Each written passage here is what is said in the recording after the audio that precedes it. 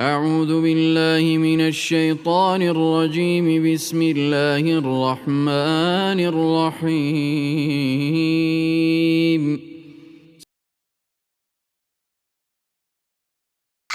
أعوذ بالله من الشيطان الرجيم نحمده ونصلي على رسوله الكريم أما بعد فأعوذ بالله من الشيطان الرجيم بسم الله الرحمن الرحيم سورة الأعراف پارہ 9 قال الملأ الذين استكبروا من قومه لنخرجنك يا شعيب والذين آمنوا معك من قريتنا أو لتعودن في ملتنا قال أولو كنا كارهين۔ ان کے قوم کے متکبر سرداروں نے کہا، اے شعیب، لنخرجنک یا شعیب، ہم آپ کو، والذین آمنوا معک من قریتنا، ہم آپ کو اور جو آپ کے ہمراہ ایمان ہوئے ہیں ان کو اپنی بستی سے نکال دیں گے، مگر یہ کہ تم ہمارے مذہب میں تعودن فی ملتنا، مگر یہ کہ تم ہمارے مذہب میں پھر آ جاؤ۔ قال، شعیب علیہ السلام نے جواب میں کہا، اولو کننا کارہین، ہم تمہارے مذہب میں آ جائیں گو ہم ہی کو مغرور سمجھتے ہو۔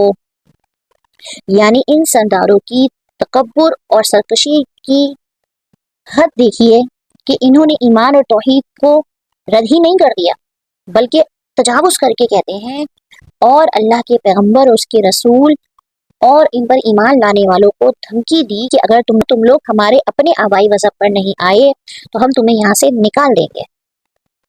اب جو اہل ایمان تھے، یعنی کہ جو حضرت شعیب علیہ السلام کی تبلیغ سے مسلمان ہوئے تھے، ان کا اپنے سابق یعنی کہ پچھلے مذہب کی طرف واپسی آنے کی بات تو سرداروں کی طرف سے کچھ قابل فہم تھی، کیونکہ انہوں نے کفر کو چھوڑ کر ایمان اختیار کیا تھا، لیکن حضرت شعیب علیہ السلام کو بھی ملت آبائی کی طرف لوٹنے کی دعوت اس لحاظ سے تھی کہ وہ انہیں بھی نبوت اور تبلیغ دعوت سے پہلے اپنا ہم مذہبی سمجھتے تھے، گو حقیقتاً ایسا نہیں ہے۔ قد افترینا علی اللہ کذبا، ہم تو اللہ تعالیٰ پر بڑی تہمت لگانے والے ہو جائیں گے۔ ان عدنا فی ملتکم، اگر ہم تمہارے دین پر آ جائیں، بعد اذ نجانا اللہ منہا، اس کے بعد کہ اللہ تعالیٰ نے ہم کو اس سے نجات دی۔ وما یکون لنا، اور ہم سے ممکن نہیں کہ تمہارے مذہب میں پھر آ جائیں، الا ان یشاء اللہ ربنا، لیکن ہاں یہ کہ اللہ ہی نے جو ہمارا مالک ہے مقدر کیا ہو۔ وسع ربنا کل شیء علما، ہمارے رب کا علم ہر چیز کو محیط ہے۔ اللہ توکلنا، اور ہم اللہ پر ہی بھروسہ کرتے ہیں۔ اے ہمارے رب، ہمارے پروردگار، ہمارے اور ہماری قوم کے درمیان حق کے موافق فیصلہ کر دے، اور تو سب سے اچھا فیصلہ کرنے والا ہے۔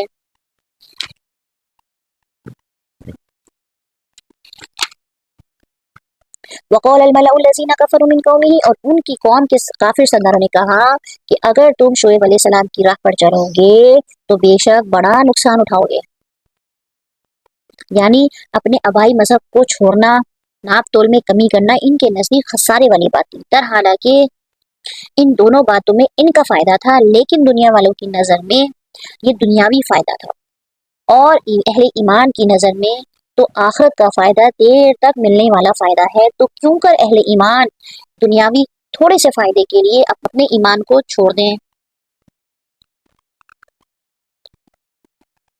فَأَخَذَتْهُمُ الرَّجْفَةُ، بس ان کو زلزلے نے آ پکڑا۔ فَأَصْبَحُوا، بس وہ اب ہو گئے اپنے گھروں میں اوندھے پڑے رہ گئے، یعنی ان کے اوپر بھی زلزلے کا ہی وبال آیا، یعنی سائے والے دن ان پر عذاب آیا۔ پہلے بادل نے ان پر سایہ کیا جس سے شعلے، چنگاریاں اور آگ کے بھوکے اٹھے، پھر آسمان سے سخت چیخ آئی اور زمین سے بوچھال جس سے ان کی روحیں پرواز کر گئیں، اور بے جان لاشیں ہو کر پرندوں کی طرح گھٹنوں میں منہ دے کر اوندھے کے اوندھے پڑے رہ گئے۔ اللہ اکبر کبیرہ۔ الذین کذبوا شعیبا، جنہوں نے شعیب علیہ السلام کی تکذیب کی تھی، کان لم یغنوا فیہا، ان کی یہ حالت ہو گئی کہ جیسے گھروں میں کبھی بسے ہی نہیں تھے۔ الذین کذبوا شعیبا کانوا هم الخاسرین، جنہوں نے شعیب علیہ السلام کی تکذیب کی تھی وہی خسارے میں پڑے رہ گئے۔ فتول عنہم، اس وقت شعیب علیہ السلام ان سے منہ موڑ کر چلے۔ وقال یا قوم لقد ابلغتکم رسالات ربی ونصحت لکم، اور فرمانے لگے اے میری قوم، میں نے تم کو اپنے پروردگار کے احکام پہنچا دیے تھے اور میں نے تمہاری خیر خواہی کی۔ فکیف اسیٰ علی قوم کافرین، پھر ان کافر لوگوں پر کیوں رنج کروں۔ وما ارسلنا فی قریۃ من نبی، اور ہم نے کسی بستی میں کوئی نبی نہیں بھیجا الا اخذنا اہلھا بالبأساء والضراء، کہ وہاں کے رہنے والوں کو ہم نے سختی اور تکلیف میں نہ پکڑا ہوتا کہ وہ گڑ گڑائیں۔ ثم بدلنا مکان السیئۃ الحسنہ، پھر ہم نے اس بدحالی کی جگہ خوشحالی بدل دی، حتیٰ یہاں تک کہ عفو وقالو، ان کو خوب ترقی ہوئی، یعنی وہ زیادہ ہو گئے۔ وقالو، اور کہنے لگے قد مس آباءنا الضراء والسراء، کہ ہمارے آباء و اجداد کو بھی تنگی اور راحت پیش آئی تھی۔ فاخذناہم بغتہ، تو ہم نے ان کو دفعتاً پکڑ لیا، وہم لا یشعرون، اور ان کو خبر نہ تھی۔ یعنی فقر اور بیماری کی آزمائش سے جب ان کے اندر اللہ کی طرف رجوع کا داعیہ پیدا نہیں ہوا تو ہم نے ان کی تنگ دستی کو خوشحالی، بیماری کو صحت یا عافیت میں بدل دیا تاکہ وہ اس پر اللہ کا شکر ادا کرے۔ لیکن اس انقلاب حال سے بھی ان کے اندر کوئی تبدیلی نہیں آئی۔ انہوں نے کہا کہ یہ تو ہمیشہ سے ہی ہوتا چلا آ رہا ہے کہ کبھی تنگی آئی، کبھی خوشحالی آئی، کبھی بیماری آئی، کبھی صحت آئی، کبھی فقیری آئی، کبھی امیری آئی۔ یعنی تنگ دستی کا پہلا علاج ان کے لیے مؤثر ثابت ہوا، نہ کہ خوشحالی کا۔ اس لیے حدیث میں مومنوں کا معاملہ اس کے برعکس فرمایا ہے کہ وہ آرام اور راحت ملنے پر اللہ کا شکر ادا کرتے ہیں اور تکلیف پہنچنے پر صبر سے کام لیتے ہیں۔ یوں دونوں ہی حالتیں ان کے لیے خیر اور اجر کا باعث ہوتی ہیں۔ وَلَوْ أَنَّ أَهْلَ الْقُرَىٰ، اور اگر ان بستیوں کے رہنے والے ایمان لے آتے، وَاتَّقَوْا لَفَتَحْنَا عَلَيْهِمْ بَرَكَاتٍ مِّنَ السَّمَاءِ وَالْأَرْضِ، اور پرہیزگاری اختیار کرتے تو ہم ان پر آسمان اور زمین کی برکتیں کھول دیتے۔ وَلَكِنْ كَذَّبُوا، لیکن انہوں نے تکذیب کی۔ فَأَخَذْنَاهُمْ بِمَا كَانُوا يَكْسِبُونَ، تو ان کو ان کی اعمال کی وجہ سے ان کو پکڑ لیا۔ فَأَمِنَ أَهْلُ الْقُرَىٰ، کیا بھلا بے خوف ہو گئے بستی والے، کیا بھلا بستی والے بے فکر ہو گئے، ان یأتیہم بأسنا بیاتا وہم نائمون، کہ ان پر ہمارا عذاب آ جائے رات کو اور وہ سو رہے ہوں۔ وَأَمِنَ أَهْلُ الْقُرَىٰ، اور کیا وہ بستی والے بے خبر ہو گئے، بے فکر ہو گئے، ان یأتیہم بأسنا ضحی وہم یلعبون، کہ ہمارا عذاب دن چڑھنے پر آ پڑے جس وقت وہ اپنے کھیل تماشوں میں مشغول ہوں۔ افامنوا مکر اللہ، کیا بھلا وہ بے خوف ہو گئے اللہ کی پکڑ سے۔ فلا یأمن مکر اللہ، بس نہیں بے خوف ہوا کرتے اللہ کی تدبیر سے، الا القوم الخاسرون، مگر خسارہ پانے والے لوگ۔ ان آیات میں اللہ تعالیٰ نے پہلے یہ بیان فرمایا کہ ایمان اور تقوی ایسی چیز ہے جس بستی کے لوگ اسے اپنا لیں تو اللہ تعالیٰ آسمان اور زمین کی برکتوں کے دروازے اس پہ کھول دیتا ہے۔ حسب ضرورت آسمان سے بارش ہوتی ہے، زمین اس سے سیراب ہو کر خوب پیداوار کرتی ہے اور نتیجہ خوشحالی اور خوشحالی اور فراوانی ان کا مقدر بن جاتی ہے۔ اس کے برعکس تکذیب اور کفر کا راستہ اختیار کرنے پر قوم عدلہ کے عذاب کی مستحق ہو جاتی ہیں۔ اولم یہدی للذین یرثون الارض من بعد اہلها، کیا ان لوگوں کو جو زمین کے وارث ہوئے وہاں کے لوگوں کی ہلاکت کے بعد یہ بات نہیں بتلائی، ان لو نشاء، کہ اگر ہم چاہیں اصبناہم بذنوبہم، ان کے جرائم کے سبب ان کو ہلاک کر ڈالیں اور ہم ان کے دلوں پر مہر لگا دیں بس وہ نہ سن سکیں، یعنی کہ گناہوں کے نتیجے میں عذاب ہی نہیں آتا بلکہ دلوں پر مہر لگ جاتی ہے، پھر بڑے بڑے عذاب بھی انہیں خواب غفلت سے بیدار نہیں کر سکتے۔ تلک القری نقص علیک من انبائها، ان بستیوں کے کچھ کچھ قصے ہم نے آپ سے بیان کر رکھے ہیں اور ان کے پاس ان کے پیغمبر بالبینات معجزات لے کر آئے۔ فما كانوا ليؤمنوا بما كذبوا من قبل، پھر کس چیز کو انہوں نے ابتدا میں جھوٹا کہہ دیا یہ بات نہ ہوئی کہ پھر وہ اس کو مان لیتے۔ كذلك يطبع الله على قلوب الكافرين، اللہ تعالیٰ اسی طرح کافروں کے دلوں پر بند لگا دیتا ہے، مہر لگا دیتا ہے۔ یعنی گزشتہ صفحات میں چند انبیاء کا ذکر گزرا، دلائل معجزات دونوں گزرے۔ مقصد یہ ہے کہ رسولوں کے ذریعے سے جب تک ہم نے حجت تمام نہیں کر دی، ہم نے انہیں ہلاک نہیں کیا، یعنی کہ جب تک اللہ تعالیٰ کے رسول نہیں آتے کسی قوم پر واضح دلائل لے کر اور وہ اس کا انکار نہ کر دیں، تب تک اللہ تعالیٰ عذاب نہیں دیتے کسی کو۔ فوا وجدنا لأکثرهم من عہد، اور اکثر لوگوں میں ہم نے وفائے عہد نہ پایا، وَإِن وجدنا اکثرهم لفاسقین، اور ہم نے اکثر لوگوں کو بے حکم ہی پایا۔ ثم بعثنا من بعدهم موسیٰ، پھر ان کے بعد ہم نے موسیٰ علیہ السلام کو اپنے دلائل دے کر بآیاتنا الی فرعون وملئہ، فرعون اور اس کے امراء کے پاس بھیجا، فظلموا بها، مگر ان لوگوں نے ان کا بالکل حق ادا نہیں کیا۔ فانظر کیف کان عاقبۃ المفسدین، سو دیکھیے ان مفسدوں کا کیا انجام ہوا۔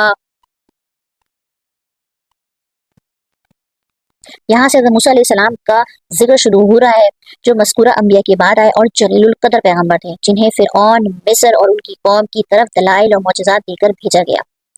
وقال موسیٰ، اور کہا موسیٰ علیہ السلام نے، یا فرعون انی رسول من رب العالمین، کہ اے فرعون میں رب العالمین کی طرف سے پیغمبر ہوں، حقیق علی ان لا اقول علی اللہ الا الحق،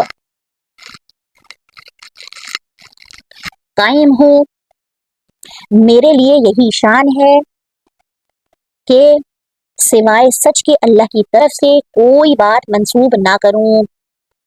قد جئتکم ببینہ من ربکم، میں تمہارے پاس تمہارے رب کی طرف سے ایک بڑی دلیل لے کر آیا ہوں۔ فارسل معی بنی اسرائیل، سو تو بنی اسرائیل کو میرے ساتھ بھیج دے۔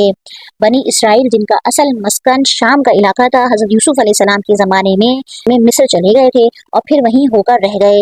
فرعون نے ان کو اپنا غلام بنا لیا، ان پر طرح طرح کے مظالم کیے، جس کی تفصیل سورہ بقرہ میں گزر چکی ہے اور آگے بھی آئے گی۔ فرعون اور ان کے درباری امراء نے جب حضرت موسیٰ علیہ السلام کی دعوت کو ٹھکرا دیا، تو حضرت موسیٰ علیہ السلام نے فرعون سے یہ دوسرا مطالبہ کیا کہ بنی اسرائیل کو آزاد کر دیں، تاکہ یہ اپنے آبائی مسکن میں جا کر عزت اور احترام کی زندگی گزاریں اور اللہ کی عبادت کریں۔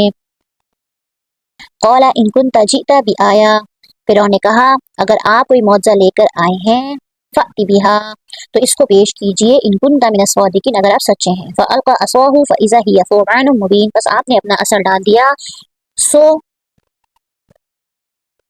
یکایک وہ ایک واضح اژدہا بن گیا۔ ونزع يده فإذا هي بيضاء للناظرین، اور اپنا ہاتھ باہر نکالا، سو یکایک سب دیکھنے والوں کے لیے روبرو بہت ہی چمکتا ہوا ہو گیا۔ معجزے دیکھ کر ایمان لانے کے بجائے فرعون کے درباریوں نے اسے جادو قرار دے دیا اور کہا کہ یہ تو بڑا ماہر جادوگر ہے، جس سے اس کا مقصد تمہاری حکومت کو ختم کرنا ہے، کیونکہ حضرت موسیٰ علیہ السلام کے زمانے میں جادو کا بڑا زور تھا اور اسی کا عام چلن تھا، اس لیے انہوں نے معجزات کو بھی جادو سمجھا، جس میں سرے سے انسان کا دخل ہی نہیں ہوتا، خالص اللہ کی مشیت سے ظہور میں آتا ہے۔ تاہم اس عنوان سے فرعون کے درباریوں کے لیے حضرت موسیٰ علیہ السلام کے بارے میں فرعون کو بہکانے کا موقع مل گیا۔ قول الملأ من قومی، قوم میں فرعون میں سے جو سردار لوگ تھے انہوں نے کہا کہ یہ تو واقعی یہ شخص بڑا ماہر جادوگر ہے۔ یرید ان یخرجکم من ارضکم، یہ چاہتا ہے کہ تم کو تمہاری سرزمین سے باہر کر دے۔ فماذا تأمرون، سو تم لوگ کیا مشورہ دیتے ہو؟ قالوا ارجہ واخاہ وارسل فی مدائن حاشرین، انہوں نے کہا کہ آپ ان کو اور ان کے بھائی کو مہلت دیجیے اور شہروں میں ہر کاروں کو بھیج دیجیے۔ یأتوک بکل ساحر علیم، کہ وہ سب جادوگروں کو آپ کے پاس لا کر حاضر کریں۔ حضرت موسیٰ علیہ السلام کے زمانے میں جادوگری کا بڑا عروج تھا، اس لیے حضرت موسیٰ علیہ السلام کے پیش کردہ معجزات کو بھی انہوں نے جادو سمجھا، جادو کے ذریعے ہی اس کا توڑ مہیا کرنے کا منصوبہ بنایا۔ جس طرح دوسرے مقام پر ہے کہ فرعون اور اس کے درباریوں نے کہا کہ اے موسیٰ، کیا تو چاہتا ہے کہ اپنے جادو کے زور سے ہمیں زمین سے باہر نکال دے؟ بس ہم بھی اس جیسا جادو تیرے مقابلے میں لائیں گے، اس لیے کسی ہموار جگہ اور وقت کا تعین کر لیں جس کی دونوں پابندی کریں۔ حضرت موسیٰ علیہ السلام نے کہا کہ 9 روز کا دن ہے اور چاش کا وقت ہے، اس حساب سے لوگ جمع ہو جائیں۔ وجاء السحرة فرعون قالوا ان لنا لاجرا ان كنا نحن الغالبین، اور وہ جادوگر فرعون کے پاس حاضر ہوئے، کہنے لگے کہ ہم غالب آئے تو ہم کو بڑا صلہ ملے گا۔ قولا نعم، فرعون نے کہا ہاں، وَإِنَّكُمْ لَمِنَ الْمُقَرَّبِينَ، اور تم مقرب لوگوں میں داخل ہو جاؤ گے۔ جادوگر جو تھے وہ دنیا کے طالب تھے، دنیا کمانے کے لیے انہوں نے یہ فن سیکھا تھا، اسی لیے انہوں نے اسی موقع کو غنیمت جانا کہ بادشاہ کو ہماری ضرورت لاحق ہوئی ہے تو کیوں نہ اس موقع سے بھرپور فائدہ اٹھائیں اور بڑی اجرت کا مطالبہ کریں۔ جس پر فرعون نے کہا کہ اجرت ہی نہیں بلکہ میں تو تمہیں اپنے قریب تر لوگوں میں شامل کر لوں گا۔ قالوا یا موسیٰ، ان ساحروں نے عرض کیا اے موسیٰ، اما ان تلقیا، خواہ آپ ڈالتے ہیں، ان نکونا نحن الملقین، یا ہم ہی ڈالیں۔ جادوگروں نے یہ اختیار اپنے آپ پر مکمل اعتماد کرنے کی وجہ سے دیا۔ انہیں پورا یقین تھا کہ ہمارا جادو حضرت موسیٰ علیہ السلام کے مقابلے میں بہت زیادہ ہے۔ حضرت موسیٰ علیہ السلام کو اپنے کرتب دکھانے کا موقع دے بھی دیا تو اس سے کوئی خاص فرق نہیں پڑے گا ان جادوگروں کو، مطلب ان کے اندر یہ بڑا اپنے اوپر ایک ان کو غرور تھا۔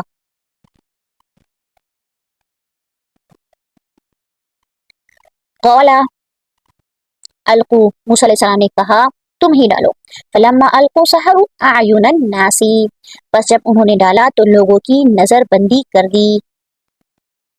واسترهبوهم وجاءوا بسحر عظیم، اور ان پر ہیبت غالب کر دی اور ایک طرح کا بڑا جادو دکھلایا۔ یعنی موسیٰ علیہ السلام چونکہ اللہ کے رسول تھے، اللہ کی تائید انہیں حاصل تھی، اس لیے انہیں اللہ کی مدد کا یقین تھا، لہٰذا انہوں نے بغیر خوف اور تعامل کے جادوگروں سے کہا کہ جو دکھانا چاہتے ہو دکھاؤ۔ ایک اس میں یہ حکمت بھی ہو سکتی ہے کہ جادوگر کے پیش کردہ جادو کا توڑ حضرت موسیٰ علیہ السلام کی طرف سے معجزانہ انداز میں پیش ہوگا کہ یہ لوگوں کے لیے زیادہ متاثر کن ہوگا، جس سے ان کی صداقت واضح تر ہوگی اور لوگوں کے لیے ایمان لانا زیادہ آسان ہو جائے گا۔ بعض آثار میں بتایا گیا ہے کہ یہ جادوگر 70,000 کی تعداد میں تھے۔ بظاہر یہ تعداد مبالغے سے خالی نہیں، جس میں سے ہر ایک نے ایک ایک رسی اور ایک ایک لاٹھی میدان میں پھینکی جو دیکھنے والوں کو دوڑتی ہوئی محسوس تھیں۔ یہ گویا بزعم خویش بہت بڑا جادو تھا جو انہوں نے پیش کیا۔ وَأَوْحَيْنَا إِلَى مُوسَىٰ، اور ہم نے موسیٰ علیہ السلام کو حکم دیا ان القی عصاک، کہ اپنا عصا ڈال دیجئے، فَإِذَا هِيَ تَلْقَفُ مَا يَأْفِكُونَ، سو عصا کا ڈالنا تھا کہ اس نے ان کے سارے بنے بنائے کھیل کو نگلنا شروع کر دیا۔ Share video and subscribe.